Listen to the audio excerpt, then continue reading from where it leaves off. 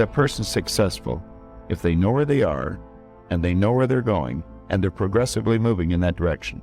Success was the progressive realization of a worthy ideal. Anyone that has a goal and they're moving towards it, they're successful. But I think we're conditioned. We have a real strong conditioning, usually with not some very good ideas.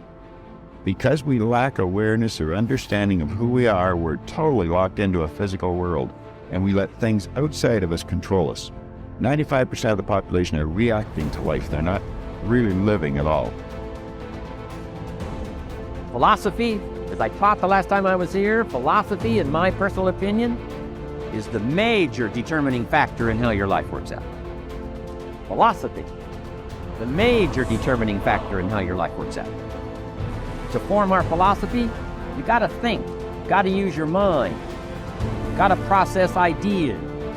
And in my opinion, each person's personal philosophy is the major factor in how your life works out. Here's what I called it in that last presentation when I was here.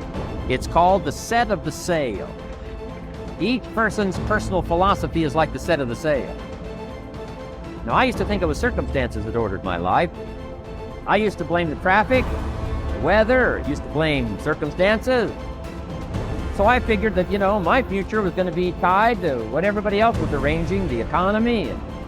And, you could turn around, go north, you can go east, you can go west, you can order the entire process of your own life.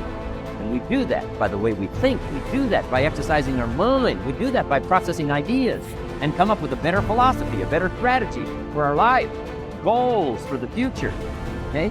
Plans to achieve those goals. All this comes from developing our philosophy. I don't know how to start improving my life. Someone might say that. And I would say, well, you're not aiming low enough. There's something you could do that you are regarding as trivial, that you could do, that you would do, that would result in an actual improvement. But it's not a big enough improvement for you, so you won't lower yourself enough to take the opportunity.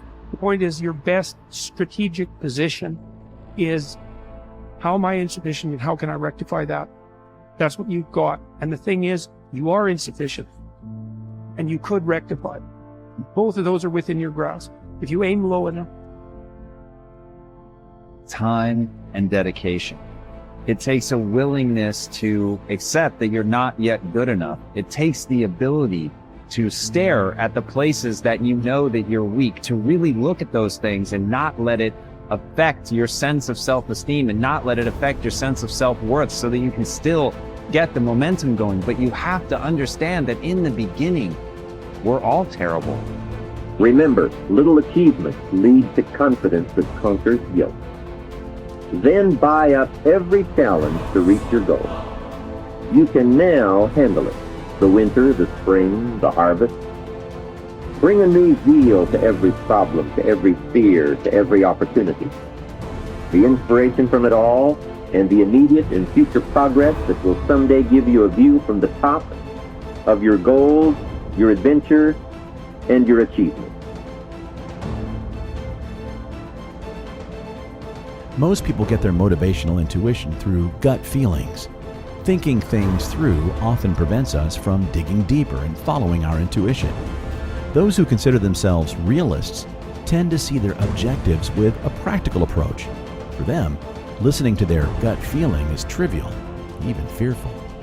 The easiest way to find motivation in your intuition is to shun the thoughts that are created to play safe, some of which include common sense or I should have. By entertaining these thoughts, you are inhibiting your potential and deflecting. As a result, you are shutting yourself from experiencing your real intuitional motivation. Whether you are looking for motivation to relieve a midlife crisis or overcome a common obstacle, your role your motivational instincts play is a deciding factor in your life's journey. Let's look at it from a different perspective. While the idea of digging deeper into your soul is largely overstated, it is not the only way to find inspiration and motivation. As stated, you can find inspiration from something as simple as taking a walk in the park or getting into a deep meditative state. By facing your thoughts and acknowledging your feelings at every turn, you can strengthen your motivational intuition and stay inspired under any circumstances. Ultimately, it's important to take it one step at a time. If you feel motivated, you are likely to get excited and get one grand idea. If you cannot execute it to perfection, divide it into smaller steps that are attainable and realistic. Take time to learn. Develop a growth mindset. The best approach to self-development is to take things slowly and advance at your own pace.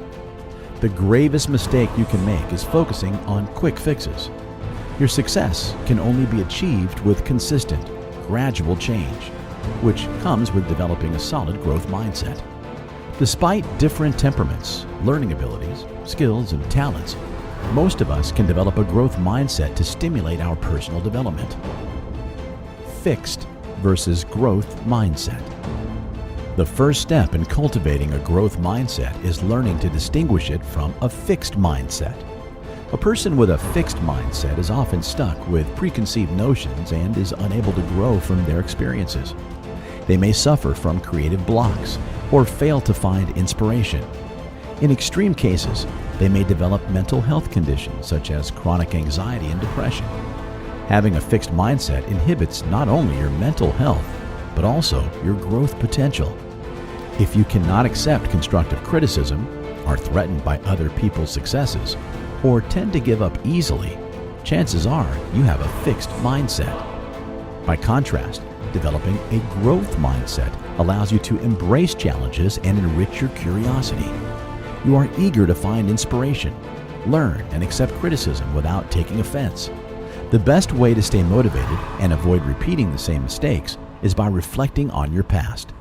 Amend your past mistakes and redefine your mindset as you seek self-improvement. Most importantly, focus on the journey and the process instead of fixating on the results. When you seek quality and stability, successful outcomes will always follow. In the end, a growth mindset grants you freedom, whereas a fixed mindset caps your potential.